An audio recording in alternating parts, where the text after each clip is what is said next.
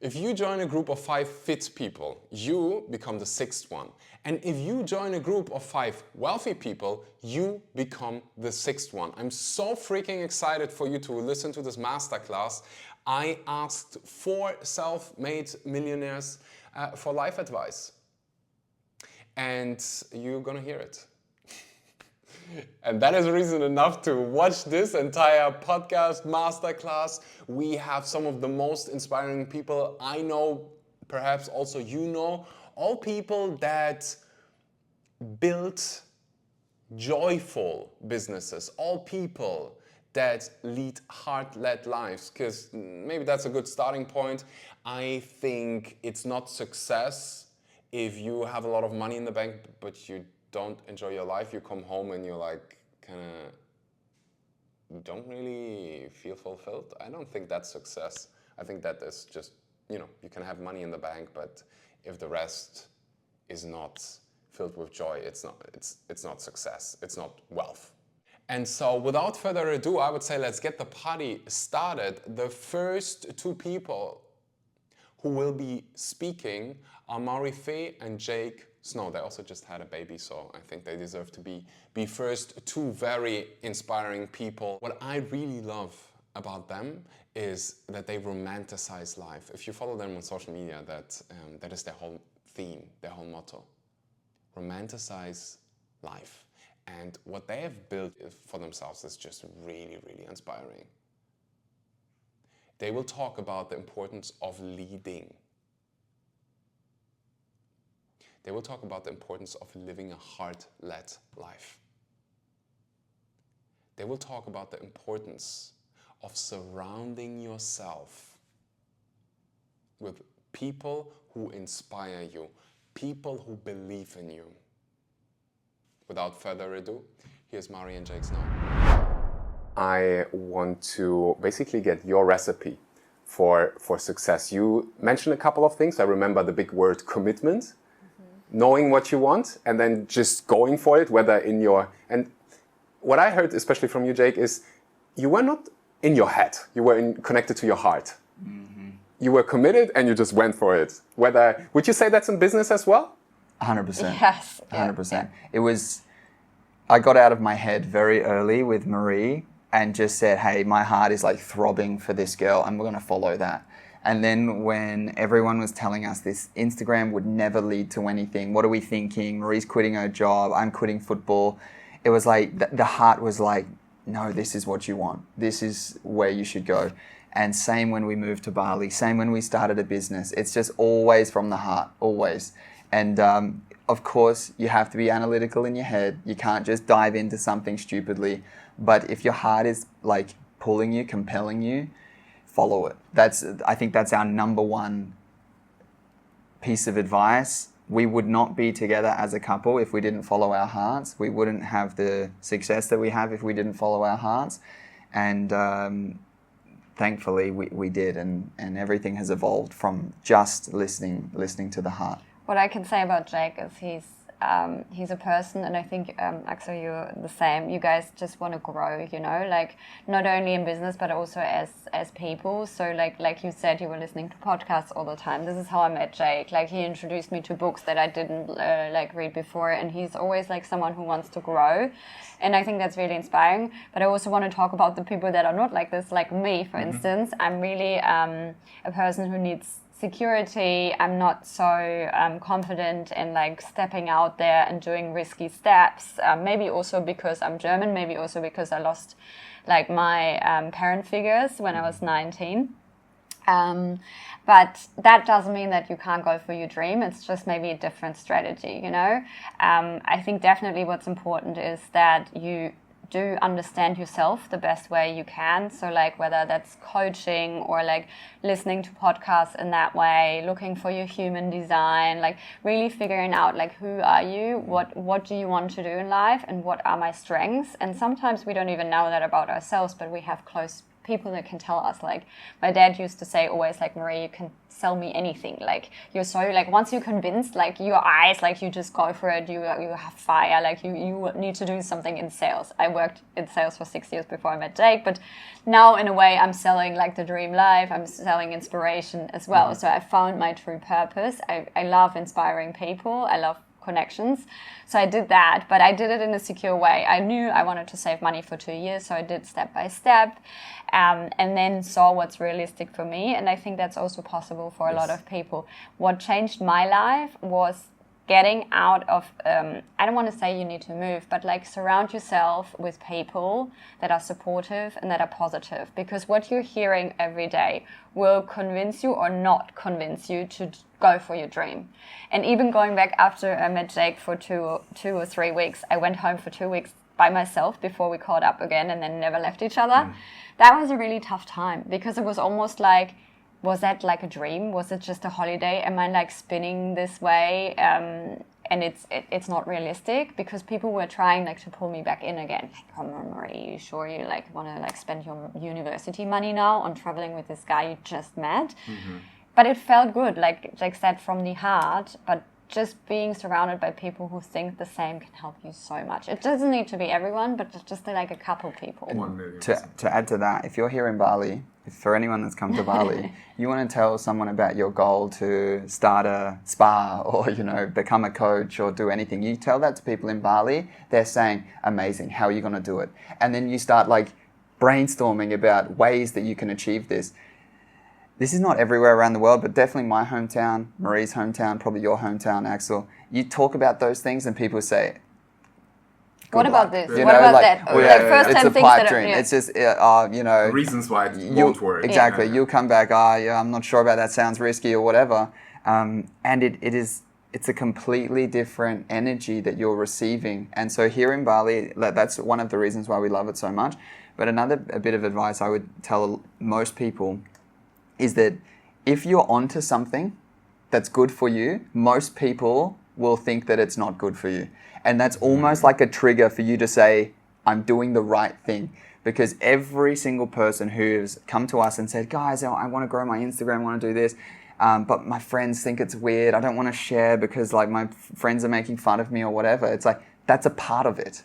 You cannot reach a level of success without people trying to pull you down. So if you can just remember that like people are trying to pull me down, they're being mean, you know, they're saying that I can't do it. It's like, amazing.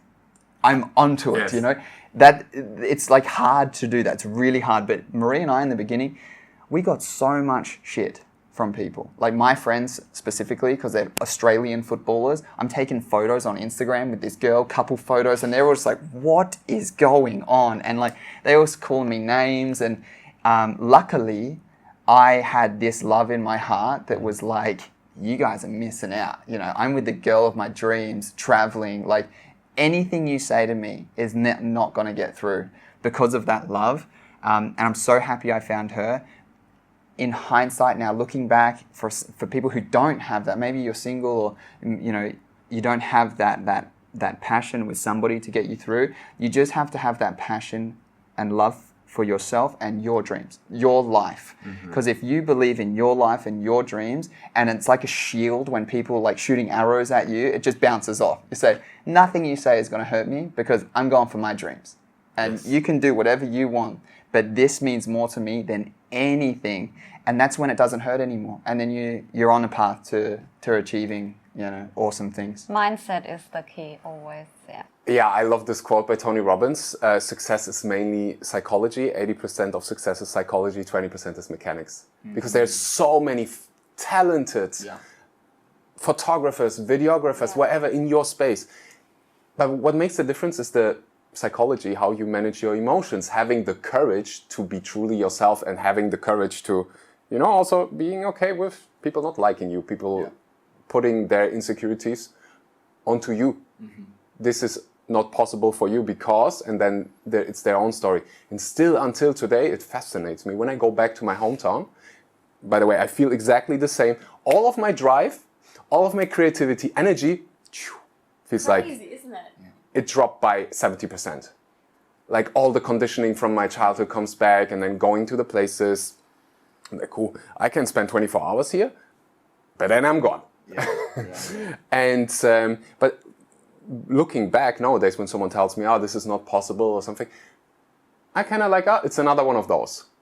Those moments where people try to, put their own securities onto you. Maybe not even intentionally, but that's what we do. It's definitely not intentional. Like, it's mirroring, it's coming isn't it? from the people that love you the most. Yes. That's the thing. Like our parents, our brothers, our sisters, our closest friends, they definitely want the best for us, but they just don't know what that is. And so if we listen to them, we're lost.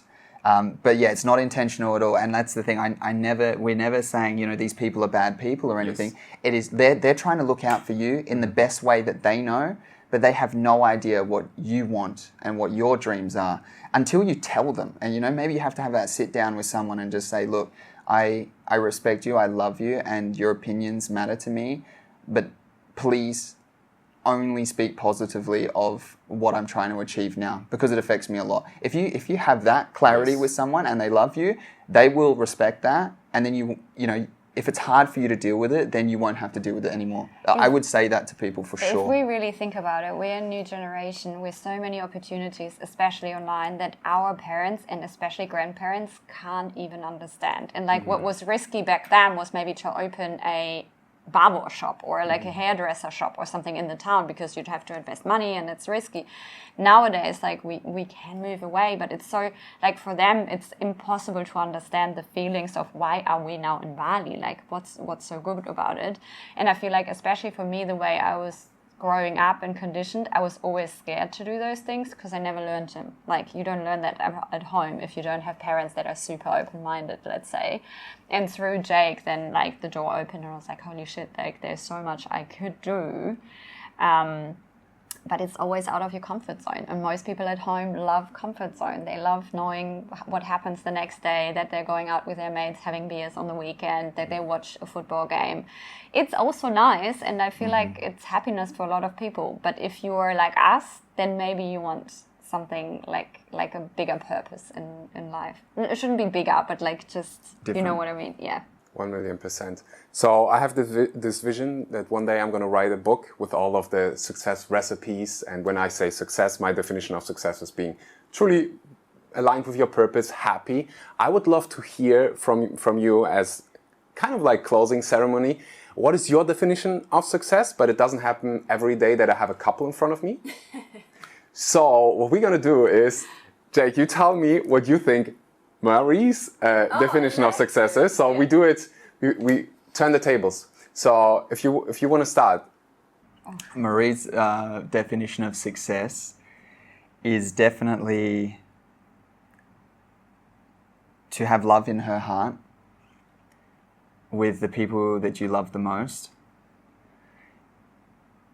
and sharing enjoyable moments with those people. That's success to you, I think, and having as many of those moments as possible with the people that you love, and the things that you love. It's just, for Marie, success is just the fullness of the love that's in her heart. I think that's... I think we're going to fry here. Yeah. Would you say it's accurate? Yeah. With a purpose, for sure. And this is also connected to love. I need to do something that I'm truly loving and passionate about, and I'm really caring about good connections in life, and good memories with people that I love. Yeah. What would you say is Jake's definition of success? I think Jake's definition is to become the best version of himself and never stop growing. I think he's someone who just wants to evolve and be proud of himself. I'm a lot of external, you're a lot of internal. And then also through that, giving possibilities to people that you love and having those moments with those people, growing yourself, growing your own family, and the people around you with things you truly love doing, which is right now building things businesses, places that other people can also enjoy and feel what you feel when you're there. That's pretty spot on. I think for me it is, if success for me is if I can look myself in the mirror and be proud of myself, and the people I love the most can be proud of me, and I can support and protect them, my life is happy. You know, that's success to me. So it's not a monetary number. It's not an amount of businesses or anything that we have. It's just me being proud of myself, the people around me being proud of me, and I can support and protect all of those people that I love the most. That's success. And I think both of us, we loved adventures when we met, like the adventure of meeting each other, traveling, and now the adventure of life. And I think we're both people that just love to have this adventure in life and not just like stop now, you know, even if we could now, we just want to like explore more about each other, about places, about companies we can grow, other people. And I think this is what really excites us. Yeah.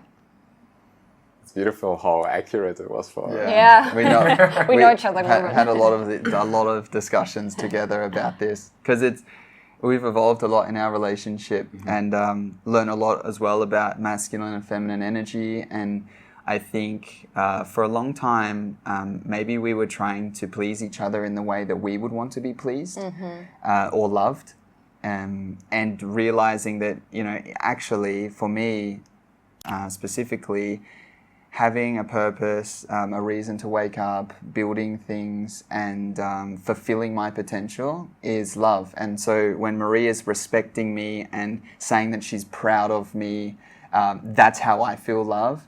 And then the other way around, if I was to say, Marie, I'm super proud of you, that also is great for her. But she needs to feel my love. Like it needs to be closeness. It needs to be me giving her a hug and a kiss, and seeing in my eyes that I really love her and mean it.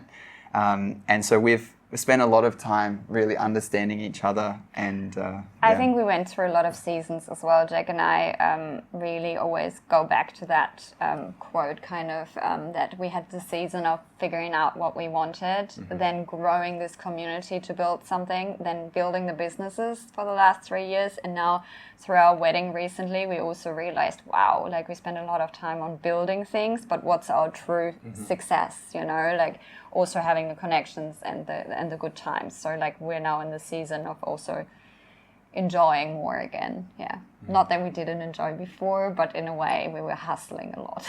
Yes, thank you for sharing that, because it's the same for me sometimes. I'm like, oh, okay, am I fulfilled here? Yeah. And what do I have to do to be really aligned with my version of success and my version of fulfillment? The last question that I have is, if you would have this book in front of you right now and you could write one piece of advice or one belief about success in terms of health, wealth, relationship, you pick one thing that you could put in there for the world, for my future kids, maybe for yours, who knows if you... one piece of advice or one belief that you think this will really help you in life. I think it's what Marie said before. Surround yourself with people that inspire you, who you want to be like, and who you can learn from.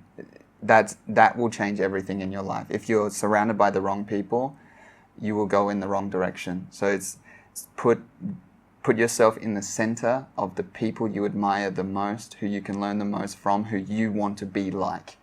Find a way to get yourself in that would have the biggest impact. One of my favorite quotes from Jim Rohn is like, you're the average of the five people you spend the most time with. It's so true. I don't know if it's like exactly the average, but there is a lot of truth to it. Yeah. And Marie, what is your... Do you have you stole my... No. I think, and this is what I had to learn and still growing every day into it as well, is stop listening and hearing what's from the outside and what's affecting you from the outside, especially like in negative things, and start looking into yourself and start building yourself up from the inside, and your mindset and how you feel, like health-wise. Do the things that make you become the best version of yourself from the inside. And then you're becoming invincible, and then it's clear to you what your mission is, and then it's clear to you what makes you happy, because a lot of times we through society we get told what's happiness for yourself, but you are you and no one else is you, so only you know what makes you happy. So start by you and not looking right or left what other people do, and focus on you. And if you do that for a bit, then everything will become great. I hope you enjoyed that bit, and I'm all about practical advice. So here's one thing you can do. Take a journal, write down the 5 names, the 5 people you spend the most time with. Write down their names and evaluate right now, are you happy? Are you happy with the people you spend the most time with? Not are they good or bad people? Are you happy about how you feel after you spend time with them? Do you feel inspired? Are they people that you learn from? Or are you always the one with the biggest business, the biggest brand, the biggest income in your bubble? I know a lot of people who, for them it's the case. You need people that you mentor, people that you give to, that you help, support, but you also always, in your bubble, I would recommend to have people that you learn from, people who are more experienced. So it's a beautiful symbiosis, a beautiful ecosystem. If that's not the case, how can you change that? And one good piece of advice, you're doing it right now, is literally surround yourself with people who are ahead of you in form of podcasts. People do not understand what a privilege it is that we can listen to podcasts. People who have so much wisdom, just share it within an hour or two. It took them years to accumulate that. So make it a habit to listen to podcasts. And I'm not just saying that because I have a podcast. But whenever I listen to, podcasts with people like Warren Buffett, Tony Robbins, those people have been on this planet for much longer than I have. So I'm just getting their knowledge within a couple of hours, and it took them years to figure this out. That's an incredible opportunity. What's also an incredible opportunity is listening to the next guest, Lazy Millionaire. And one thing that I love about her is that she has something that I call a roof. A roof when it comes to work. She works a couple of hours per day, and that's that. Many entrepreneurs do the opposite. They have absolutely no roof. They work from morning until whenever, until 2 a.m. and sacrifice sleep. And that's something I love about her journey. She never worked weekends. She prioritized her health, her well-being, having fun. And it's just a nice success story for you to listen to and to see, okay, I do not have to join this sleep as little as possible and work as much as possible path, but I can have joy. And I would even say, if I may, I would add, if you follow that path of being a joyful creator, you will just create better things. One of those sentences I read every day is, the most important thing is that you feel good. When you feel good, you make better decisions. When you feel good, you create better art, better content. It's just how it is. So here is Lazy Millionaire. Here's Amie. I met her in person last year in Bali. She's such a sweetheart. If you're watching this, Amie, I hope to see you very soon. Without further ado, Amie.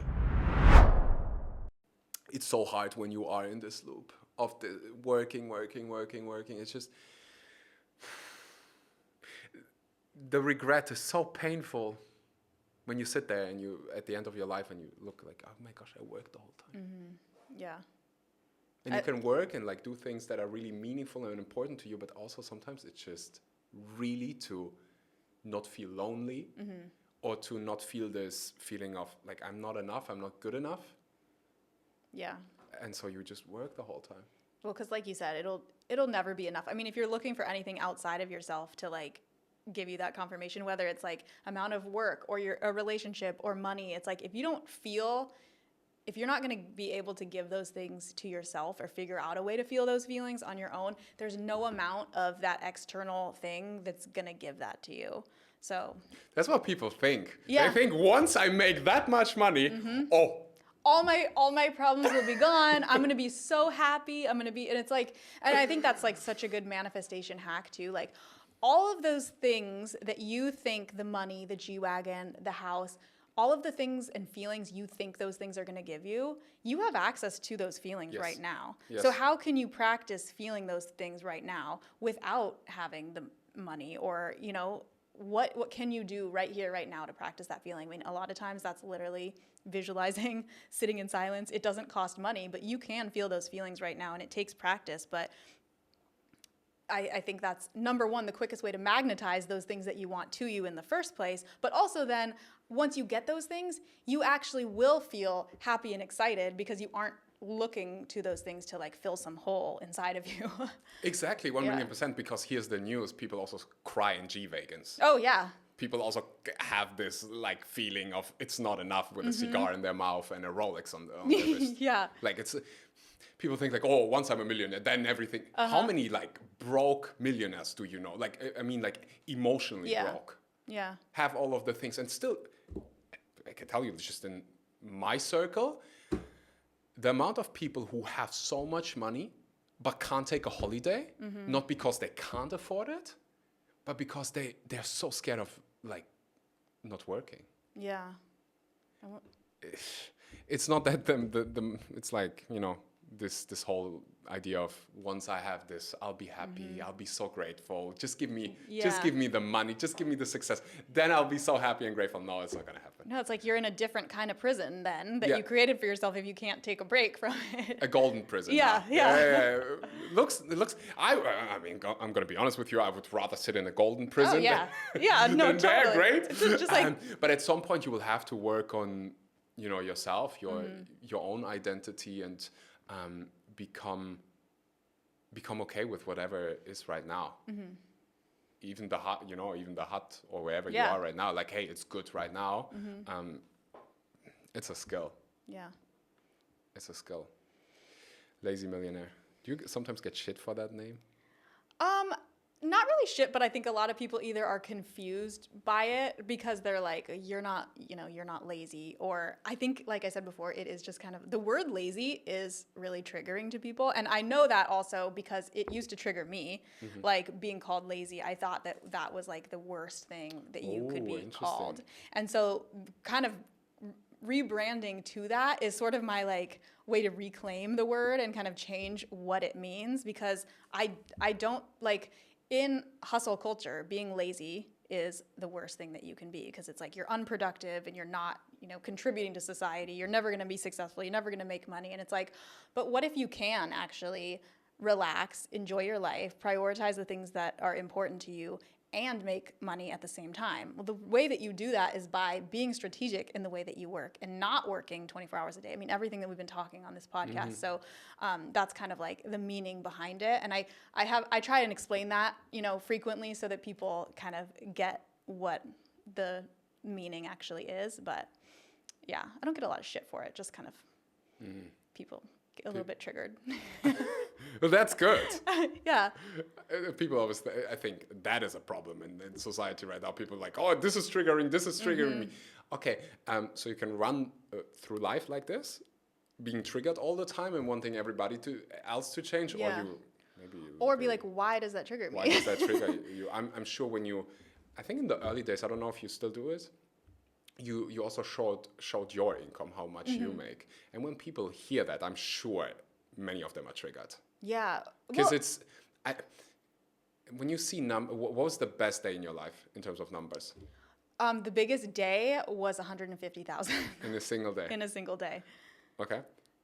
Which is, I think, for me, when I hear that, I'm hyped. I told you in the beginning, when I see those numbers, when I see you doing this, as a man, I'm like, yes, you go, girl. I want to learn from you. Thank you. That's what I do internally. Yeah. But I'm sure there are other people thinking like, that can't be real. Yeah. Like, how's this even real? Yeah, I mean, and I feel like I have really cultivated a really, really positive audience. I think 99% of the people when I do post an income report have a response like you, which is like, oh my gosh, this is so exciting, this is so inspiring. And that's the reason why I wanted to show it in the first place, because to be honest, at the beginning of my business, what showed me that my dreams were possible was other people doing that. So I was like, even though, and like, it was actually scary because I was like, you know, what are my friends and family like? Are they going to think I'm bragging? Are they going to think that I'm Will I start asking me for money? Literally, like, is this dangerous to do? Like, are people going to think that I'm, I don't know, just so conceited now? But I was like, no, I have to do this because I don't think I would have been able to achieve these kinds of numbers if I didn't see other people sharing their numbers when I started. So, yeah. No, I like maybe as a mirror right now. Like when I saw that, it was like when I 2021, 2022. Like when I saw those numbers, they were like, "This is really inspiring. Nice that this is possible." Mm-hmm. Yeah. It's like, do you know the 4-Minute Mile story by Roger Bannister? Like once you see someone else doing it, you're like, "Oh my gosh, this is possible for me." Yeah. And I don't ever, when anybody shares about their like income, I don't feel triggered. I feel inspired. Yeah. And it sounds like a big fat you problem. Yasmin always says that. You know, when someone gets triggered, she's like, sounds like a you problem. Sounds like a you problem. Yeah. Sounds like a you problem. Like, what's wrong with it? They're businesses all the time talking about how much revenue they make, right? So when there is a personal brand talking about this is how much I make, it's like, oh, you shouldn't be talking about this. Yeah. Yeah. Doesn't make any sense. So 150,000 a day, do you have like problems sometimes like holding it? Does it make you feel uncomfortable? She's no. like, no. No, it doesn't. No, I mean, I think, and I know that is a common like I have it sometimes. Like, yeah. Where I'm from, we had like, I don't want to say nothing because I grew up in Germany and we had food and shelter, but it was one person providing for a lot of kids, not having a lot of money. So for me, sometimes it's just still like. Yeah. Well, I feel like there's many different types of like money blocks that I think prevent people from making money, from saving money, from like keeping money. And I'm not like, you know, I don't have that one. I don't have trouble keeping it, but I almost have the opposite. And this is something I've had to work through. And this is very tied to like me living as a minimalist, is that I almost like, I'm able to make a lot of money. I am more tightly like, I'm not as much of a free spender. Like I'm much more careful with like the purchases that I make because I want to keep it. But I also know that in order to generate a lot of money, you actually need to circulate money, which means like if you're just like holding on to everything that you have and never investing in, you know, education, whatever it is that you want, your health, courses, coaching, like that money, you're never going to be able to generate more of it, if that makes sense. Like, I think it's money is meant to be circulated. So whether, you know, you're holding on to all of it, that can be a money block, or if you're spending everything that you have, that can also be like, that can be indicative of like your level of self-worth, of feeling like maybe I'm not meant to be rich. If you don't identify as a person who has money, like I think a lot of times that's common too. Yeah, no, I have the same thing. Not the, I don't struggle spending money on Mini Coopers for others. Wait, did you buy somebody a Mini Cooper? I would have. Oh, wow. Hope she's listening to this. Did you just give her a look in the camera? That's a nice gift. I'm a romantic. Yeah. I know I'm only going to live once in this body, and whatever. It's just, at the end of the day, it's just money. And at the end of your life, you think that everything is yours. None of this is. Yeah. You're going to leave, and it's not that I think people think that sometimes, like you can take all of the money and all of the houses and the Gucci bag and whatever, you can take it with you into the next life. It's not the case. It's all going to stay here, right? Yeah. I'm a big fan. One of the best pieces of advice about money that I've ever received was 10% of your income, put it automatically away, invested into low-cost index funds. There's this book I read, Money Master the Game. I don't know if you know. Brilliant book. 10%. I started doing that pretty young in my life. I'm like, I'm going to do this. And I know while I'm sleeping, this thing is working for me. Yeah. Like, I don't do anything. I could, if I would go back to my minimalistic lifestyle, now say, I'm not going to do anything. and just live off the returns from that. And I'm 29. This is amazing. Yeah. Good that I listened to this advice. So I'm all for it. Let's put money aside. Let's invest it. That's what I'm working on right now. A certain part of it just spent on something. Yeah. You know, instead of like, oh, I'm gonna save this because I want to build this, and this house, I'm saving it for this, and maybe next year for the first time I'm spending something on money on something materialistic, whether it's a Mini Cooper, not sure if that's happening, but I'm turning 30 next year, and I'm thinking of making myself a birthday gift. I think you should. In form of a Porsche Taycan. Oh, I think that you should. You can talk to Eric about that. But I think he likes Porsche. He had a Porsche Taycan. Yeah. Oh, really? Yeah. I didn't know. Yeah. What happened to it? Well, it's funny because he bought it in, I'm trying to remember when, like maybe 2 years ago. But we both work from home, and we had these two like really nice cars, and that we weren't driving like maybe a couple times a week. So we just sold it and then we actually invested the money that we made from it. So Yeah, fair enough. yeah.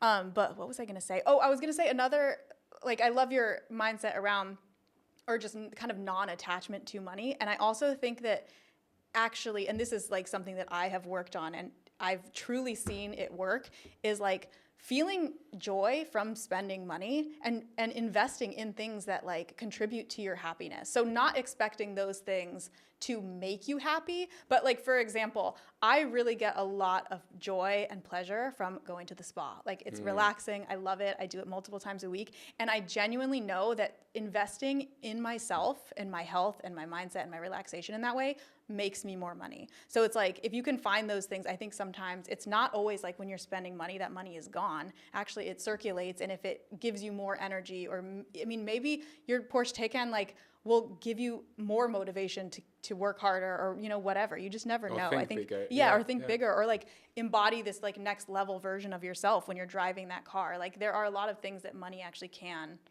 you know, make you richer if you spend on. This podcast is relatively young, and if you want to support our mission to give you access to the most extraordinary minds, to the most helpful success recipes, well, then you can do something that takes about 3.5 seconds, which is to subscribe to this podcast. Gives us the ability to give you access to the most amazing guests. So just click on that button, helps a lot, takes 3.5 seconds.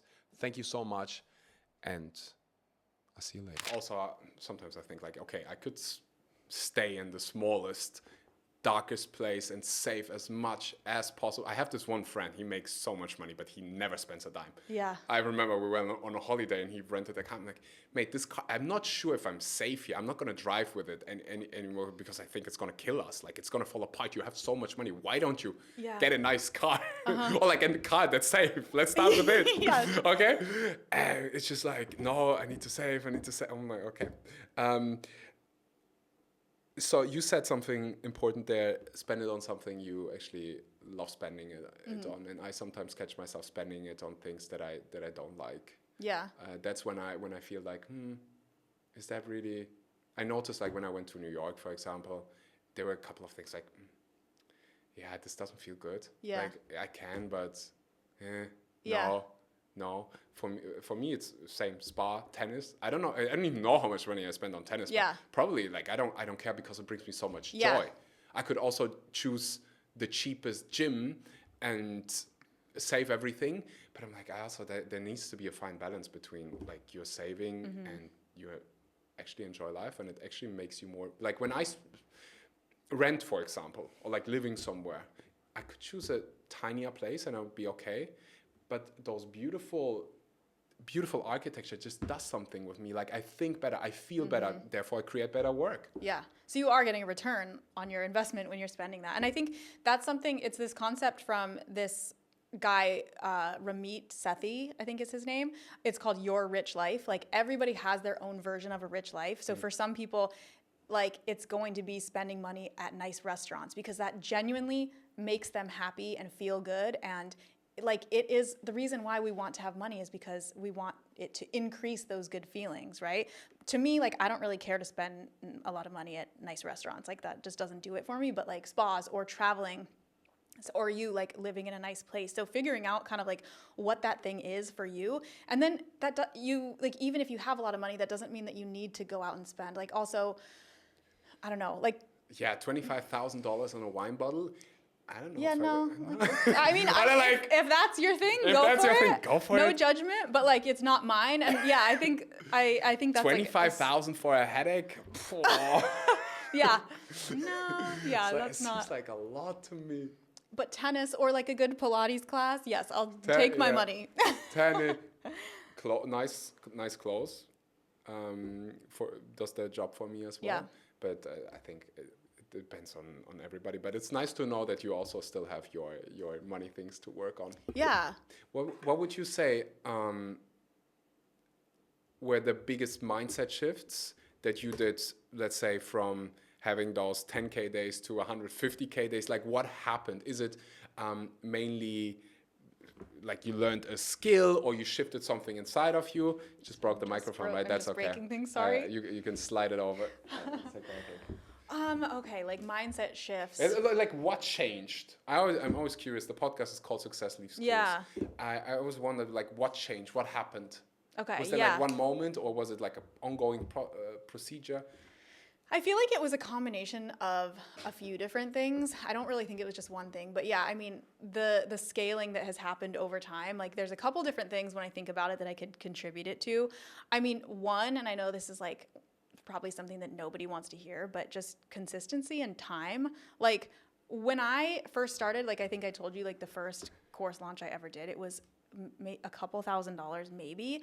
And I have a lot of students who come to me and they're disappointed because they make a couple $1,000, $5,000 on their first launch. And they're like, oh, like I'm not doing like the same numbers as you. And I'm like, you literally just started. Like that's amazing. You have to, Perspective slap. Yeah, exactly. And like, imagine if after that first launch, I had just been like, well, that sucks. It's not as good as those other people. So I'm just going to give up. Like I would never be where I am now. So I think consistency over time and just like, what is that saying that's like every day try and get like 1% better? Yeah. Like don't try and make $100,000 by tomorrow, but like what can you do in today that's going to make you 1% better than yesterday? You know, so like continuing to be consistent. Over that time, I really did focus on my one core offer as well, which now is Online Course Academy. And that obviously teaches people how to create their own profitable online course. But I think when I was having like lower revenue numbers, it was like I was kind of trying to do a lot of different things. I was promoting like 4 different courses at once. So I think my audience was like a little bit confused, like what do I want? Is this right for me? Is this not? But when I really focused on one thing, I noticed a lot of growth. Also, my audience grew over that time. So, I mean, that obviously helped with sales as well. But in terms of like mindset, I'm trying to think of like the most impactful thing that I did in terms of mindset. I mean, really just continuing to work on like the money mindset stuff was really big for me. And also challenging the beliefs that like you have to work really hard in order to make a lot of money. Like I've always been kind of challenging myself, like how little can I do with like the most outcome, if that makes sense. It makes complete sense. I had that conversation recently with one of my one-on-one clients who has a baby now. Yeah. She's a mother. And we are looking at, okay, exactly what you just said. So we only have a couple of hours per day. What can we do? What are the needle movers? What is the main thing? Because when you have a baby, you want to, I want to spend time with my baby. Right. And we're like, well, that makes a lot of sense. Duh. So little time possible. What are the needle movers? She had her baby and she just sold her biggest offer yet, her biggest month ever after having the baby, working way less. I honestly think that if you don't have a lot of time, it is actually a benefit. Mm-hmm. And that's such a mindset shift for a lot of people who think like, oh, in order to create a business, I need to quit my job first. It's like, no, actually, and I know this because I was working a serving job when I started my business. I had like 2 or 3 hours in the morning. And so I got such like good work done during that time because it was limited.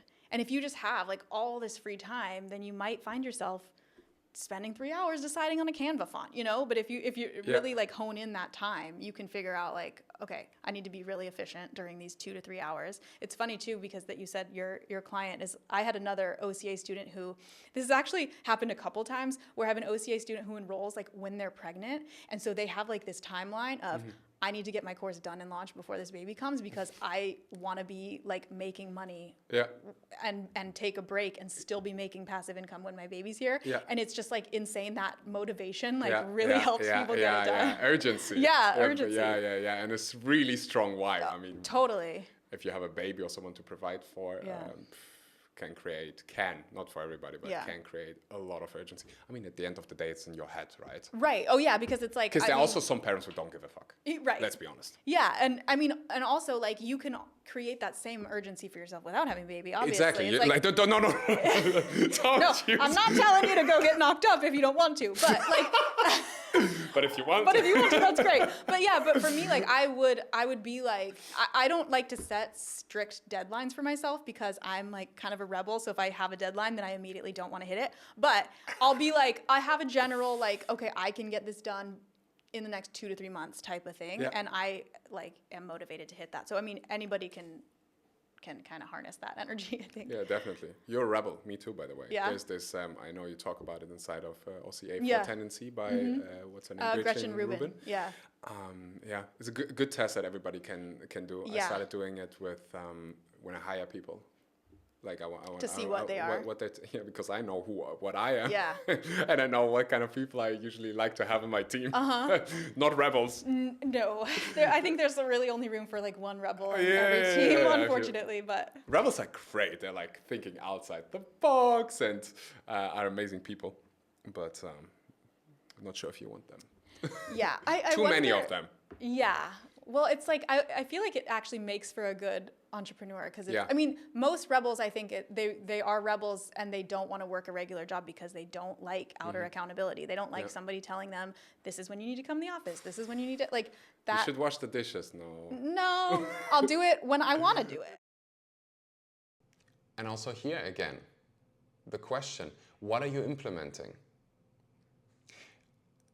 Very good question to reflect on, to ask yourself right now is, what are the 20% of tasks that you do every day that create 80% of the results, 80% of the revenue of your business, of your job? What is really the main thing? Your job is to keep the main thing the main thing. What is the main thing in your life, in your business, in your job? What is really what makes the difference? I love how Amie said, there are a lot of people who spend a lot of time on things that don't really matter, like choosing the right Canva font for the entire day. What really a lot of successful people bring to the table is the ability to focus on what really matters. Not major in minor things, but major in major things. Keep the main thing the main thing. So what is the main thing for you? And write that down, have that somewhere, and start your day with the main thing, the needle movers. What are the needle movers in your business? What are the needle movers in your life? Once you've done that, we hop over to the next person. Elina Miller, we recorded, with every guest I recorded an entire episode. We spoke about money. We spoke about how she doesn't believe, or that she doesn't believe in failure. She says every decision she makes is brilliant. And I love this whole theme of imperfect action. There are a lot of people calling themselves perfectionists. I think that's one of the lowest standards you can have. It's just often a protection shield for, I don't have to do anything. If you're asking me, often, in most cases, people say, I'm a perfectionist. They are just very scared of feedback. They're very scared of making a mistake. They're very scared of looking stupid. And therefore, they go back to it, instead of just admitting, I'm scared. Winners take imperfect action. Losers call themselves a perfectionist. You can prove me wrong. Last guest of today's masterclass, Elina Miller. Enjoy. You cannot think yourself into all of the situations, and the what if, you will never find out if you're not gonna go for that damn thing. Yeah. And what I really like to imagine is, like, we are so privileged. You and me, we are the 0.001% of the world. And especially now that we created even more, but also back then. Let's say I'm still a social worker and I'm going for that thing. I want to realize my business. And what if it fails? Then I'm just going back to the situation I'm already in. So my worst case scenario is already my worst case scenario. What the fuck? Your worst case scenario is your reality. I'm already living in my fucking worst case scenario. What the heck? So I just have opportunities. There is no failing, because what you live right now is already kind of the failure. I love that. Yes. But really important to know that I'm not talking about the people who love where they are in their life. Yeah. If you are a nurse and you love it, you love to be a nurse, you love to just be a mom, to be there for your family, to nourish your family, your husband, and to work as a nurse, and this is your dream, go for it. Not everyone has to have this, I want to be an entrepreneur, I want to be a healer, I want to be a dancer, actress. 1,000,000%. So that is really important to say, because I don't, even though I'm not scared to trigger people, but I don't want to hurt anyone. Yeah, also it doesn't sound like it's a reality, but I love that you that you said that. We had a mastermind a couple days ago, and one lady said something that proves this in the business world already, because it was about going out with a certain offer, with a certain price point, and she's like, "What the fuck are you so scared of?" Not to me, but to the person who was in the hot seat. She was like, "What are you so scared of? Right now, if you don't ask, it's already a no. Like right now, it's a no. So if you ask and she says no, it's the same thing that it is right now. So what are you so afraid of?" And I love this mindset that you said, there is no failure. It's like, it's just, that's how I see it. It's just experience. It is, because you also label it. Yeah, You label it as a failure or not. For me, there's no failure in life. Every decision that I make is brilliant. That is my mindset. I love how your mind works. It's like, also that is why I take decisions so fast, because I trust myself. I don't have to overthink, because I know, I even have a tattoo. All good, always. But it means like, any way I take, it will be all good because I'm there. So if I go right, okay, I'm there, so we'll be fine. If I go left, we'll be fine as well, because I am there and I'm responsible. I will make it happen. I am the creator. And another thing that I wanted to say about the 0.001%, not only that our worst case scenario might already be our worst case scenario, but also I feel like we owe it to everyone who doesn't have the opportunities that we have to live our dream life. Yes. Because I love what you just said. So many people would die for your worst case scenario. If you fall, what are you falling into? Especially when you're from Germany, you fall into a soft cotton candy cushion. Yes. Where you're being fed and taken care of the system. Yeah. Like. What are you so afraid of? Yeah. And then you realize, I'm actually afraid of what are other people will think about me. Yeah. I will be a clown, or if I fail, then it's so embarrassing.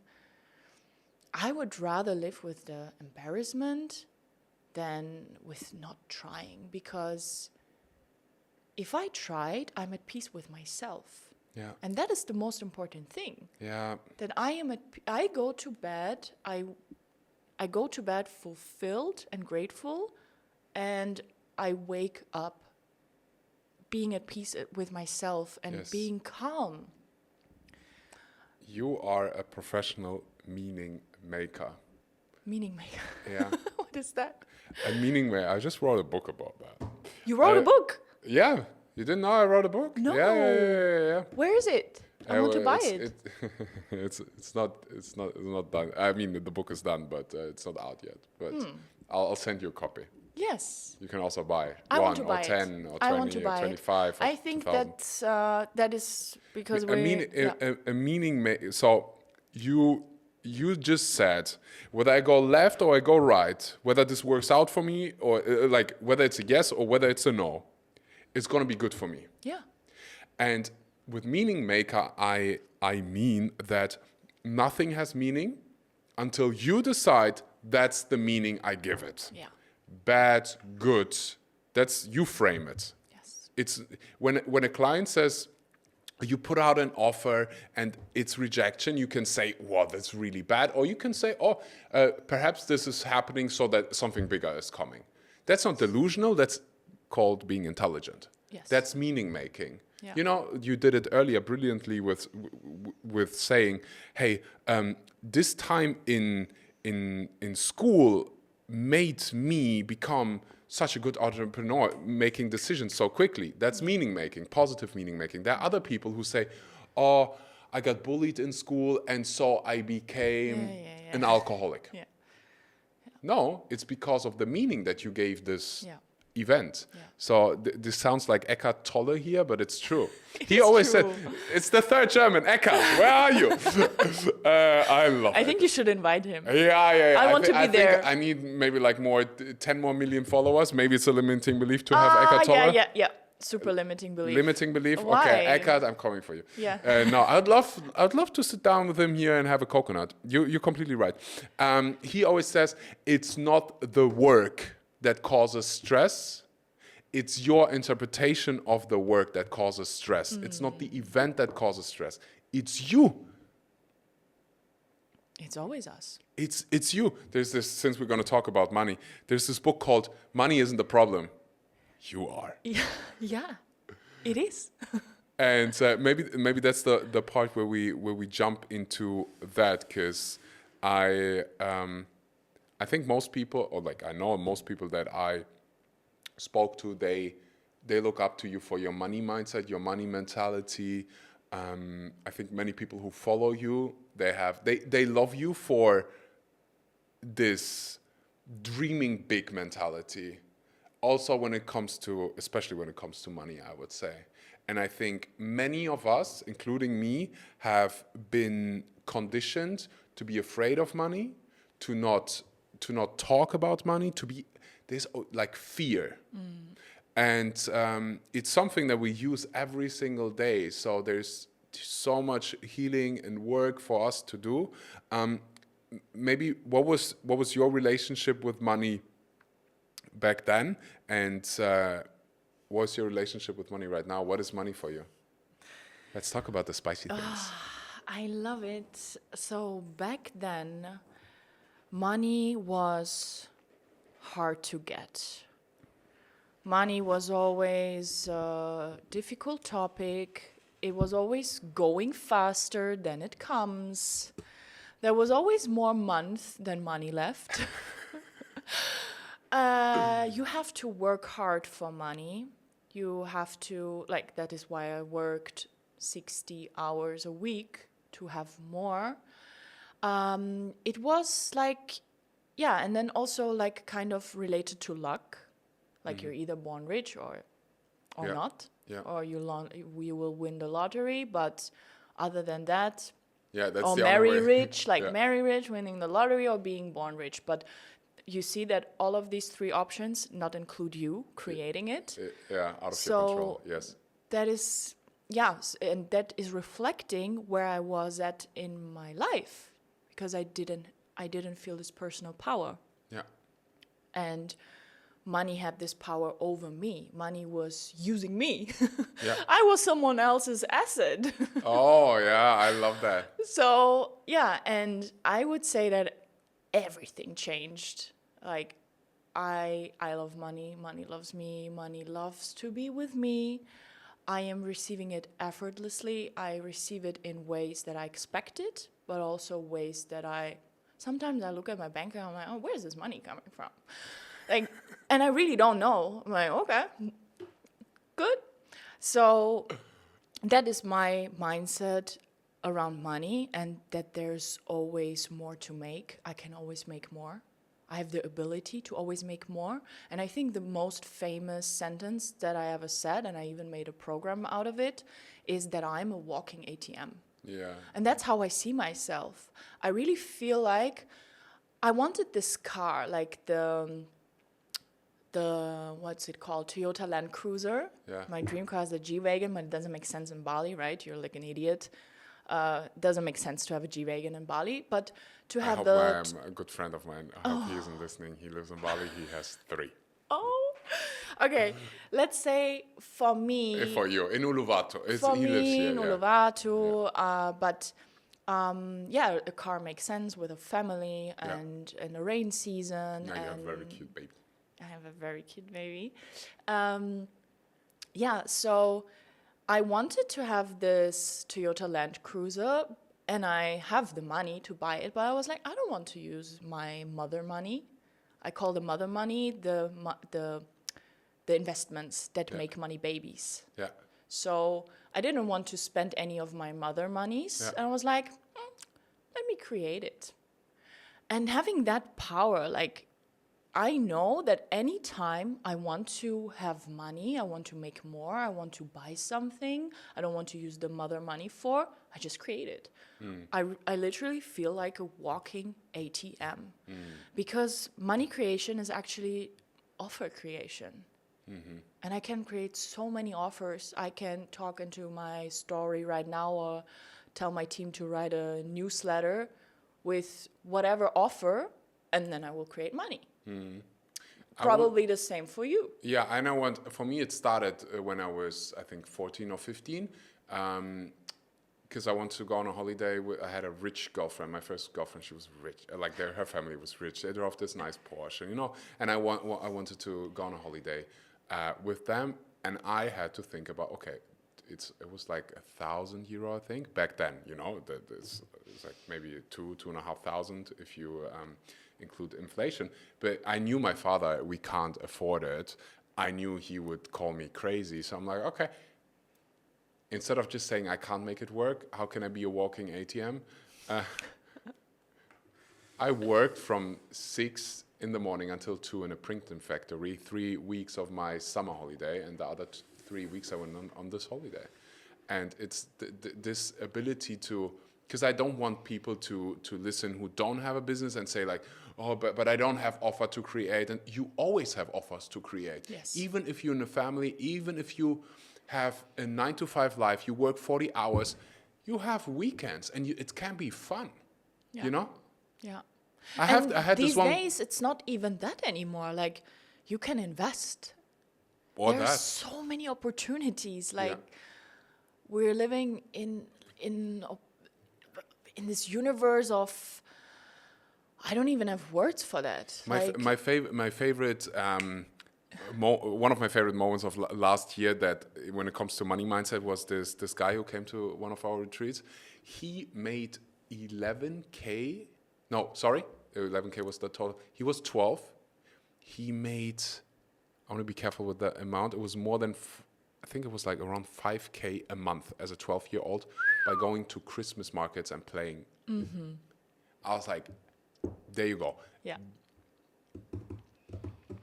I need to double check if it's allowed to say, but it's the same guy who went to Africa from Germany. He drove with a bicycle to Africa, collecting donations for charity. He drove with a bicycle from Germany to Africa. That's the kind of like determination, money making. How do you call it? Walking ATM. Yeah. I want to raise money. Okay, I'll go raise money. Yeah. You said the same thing. I want to raise money to buy myself this nice car. I go make it happen, right? I love that. So I want to make sure I ask the right. Like, I'm envisioning people who maybe have a somewhat different relationship with money right now, who are You don't know fearful. anyone, probably. Say again? You don't know anyone, probably. Oh no, I know a lot of people. You really? I still have fears around money. Man, that's for sure. Like, I unlocked a really deep money belief For me, a few weeks ago. That because it's like personal development. This journey never ends. Yeah. And once you unlock certain levels, then you get the key to the next level. But you could only get the key to the bigger level by unlocking the other ones. You understand what I mean? 1 million%. And I love that you're so honest and saying, like, I still have insecurities and you have For sure, otherwise I would be a billionaire, right?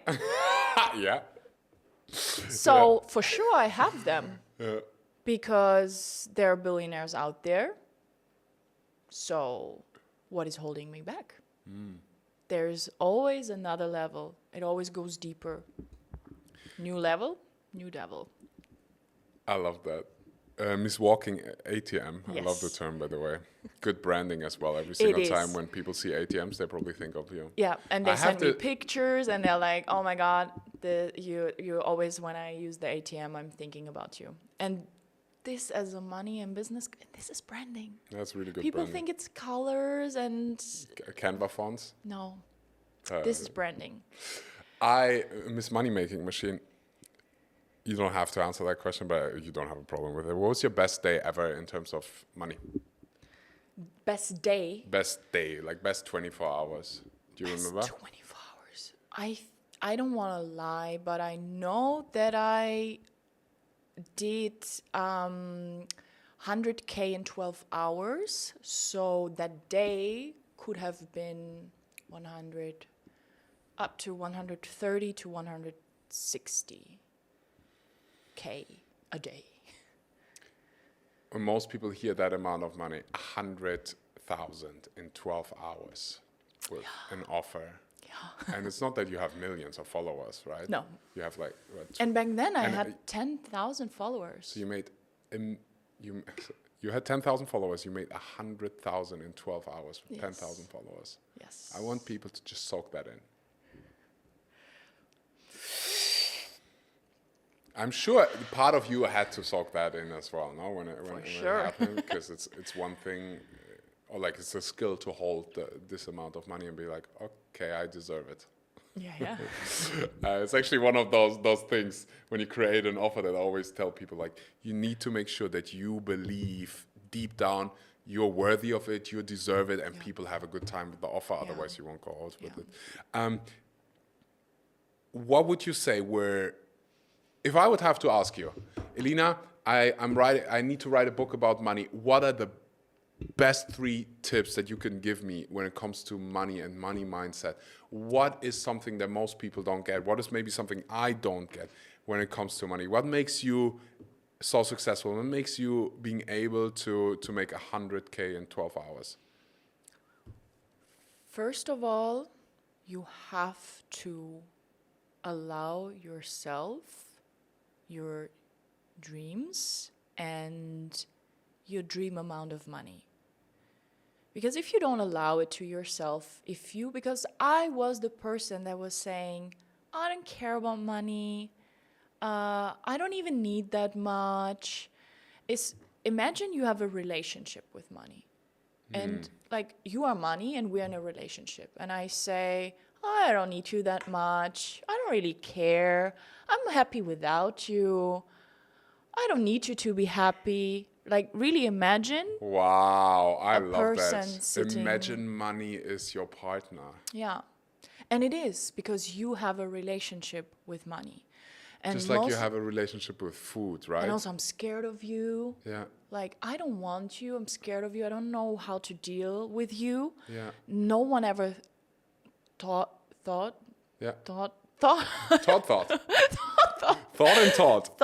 me how to behave around you. No one is really speaking about it. You're scary. And also people say you're bad. And like, if I have these thoughts that you are bad, that you make me also a bad person. Yeah. If we spend a lot of time together and I have a lot of you, I eventually become a bad person. And it's more safe to not be around it. Because at the end of the day, we always want to be safe. Even if the things that makes us feel safe are rationally stupid. But your nervous system always wants you to feel safe. So if you think money is not safe, to have it is not safe, Yes. then you always subconsciously, because we're running 95% subconsciously, Yeah. so you will always create the situations in your life that make you feel safe and comfortable, even if it's not comfortable. But for your nervous system, it is, because that is what you know and what you're used to. Yeah. So first dive deep into allowance and to what is my relationship with money, to clear all of that, and to really do the inner work. That is number one, because if you don't allow yourself, if you will not own Yeah. the wish to have more, Yeah. how can you create more? Yeah. How 1,000,000% will you ever is- do yeah. the action steps if It's you impossible, don't, if you yeah. keep saying I don't want it, I don't need it, I'm happy without it, you will not do the steps to get it, because you don't want it, you don't need it, you're happy without it. Right? Easy, no? But I would say most people say, if they're really honest, that's not true. Actually, like deep down, I want it. Deep Because- down, I want to be able to provide for my family. Deep down, I want to buy the things that I want to buy. Deep down, I want this vacation. Deep down, I want to buy the organic groceries. And Deep if- down, I want to have more money that I can spend. And the thing is, most of the time, the people who say, I don't care about the money, are the ones who work a soul-sucking job, 40 hours a week, not spending time with their family because they have to work. Like, it's the same people who say, I don't care about money, are the ones who sell their soul for money. So first you have to be really honest with yourself. Yeah. And then, like, with this step, most of the time already, you unleash so much of your potential once you're honest with yourself. Yes. And then it's like with the opportunities and the people and the things that suddenly come into your field, because you're open to it. So what comes next is for everyone different. But then I think it's also related to listening to your heart, to this inner knowing, regardless. Not if then. If I know what will be the outcome, if it makes sense, then I will listen to my heart. Most of the time, I feel like our inner mission, our inner vision, our inner voice is what will create us illogical amounts of money. Does that make sense? Yeah. It will. I don't see money as something rational. If you only focus on the numbers, you will always stay broke. You have to focus on something else. You have to focus on service. Because money creation is, as I said, offer creation, and it's how does money come to you? You create a solution. You create a solution or a value for someone other than yourself. Value for the marketplace, yes. So my assistant coach, he also does also he's in charge of sales. He always says, "Who has my money?" Ask who has my money. And I like the thinking, because the money is already there, It is, right? it It's is. circulating the whole time. Who has it? Yeah. Who do you want to solve something for? Yeah. Right? Yeah. For me as a 14-year-old, it was the printing factory. They had my money. I'm solving a problem for them. I'm doing this job for them. Okay. Now it changed. Yeah. But who has my, I love that question. Also, just a But thought. still, that is money focused. I love that question as well. But for me, it's really detaching from the numbers. So who can I serve? Who can I serve? Yeah, because for me, as I teach money, for me, it's a byproduct. And that's what I teach my people, my students, my clients, whatever. It is a byproduct. And when you focus on being in service and creating value for someone other than yourself, that is when it will come effortlessly and naturally. There is no other way than it not coming. Like, it will come. You cannot avoid it. Like what I said now to you, that it comes in ways that I expected, but also in ways that I don't expect it. I cannot avoid money coming to me. Like, it's harder for me to not make money than to make money. Really? I love that. That's how I talk about paddle. It's harder for you to not play paddle than to play paddle. It's harder. I said it yesterday. It's harder for me. Like, I need to motivate myself to not go exercise and play paddle than it actually is for me to motivate myself. And this is why you have the body that you have. Yeah. People who only focus on the results, they struggle way more than just enjoying the process. Very true. I hope you enjoyed today's masterclass, and even more importantly, I hope you take action. I have a gift for everybody here who is listening and watching. Every single person, every single self-made millionaire you heard from today has a personal brand. Having a personal brand is the new currency. That's why you see literally presidents go on podcasts. Having a personal brand is the new currency. And I don't care where you are in your journey, you're nowhere close to where you can be. And so I invite every single person watching, listening, who has this call to build a personal brand, maybe you already have one, to sign up to the following call, to the following session worth hundreds of euros. I gift it to you. You get a 12x session with one of my amazing coaches. They're all hand-chosen, all trained by me, that enables you to become really clear on where you are, where you want to go, and what the gap is that you get to overcome to achieve that. To prepare in the best way possible, ask yourself, how would your 12x version look like? You, but 12 times more wisdom, 12 times more money, 12 times more impact. If that person, if that version of you would walk into the room, what would we see? What would we feel? What kind of energy would we feel? What are the differences between you and that 12x version? It's one of the best thought experiments I've ever done for myself. And if you prepare that, if you sign up to that session for you, you'll have a magical time. Whether you end up working with us in the future or not, I want you to take advantage of this. I want you to start being a human being, not a human thinking. Okay? To really implement the ideas, the lessons, the knowledge that you have accumulated today. And without further ado, let's end this video and start a new life for you. May you be safe, peaceful, and healthy. And until next time, thank you for being part of this wonderful community. And of course, don't forget to subscribe and all of the good stuff. Thank you guys. Ciao.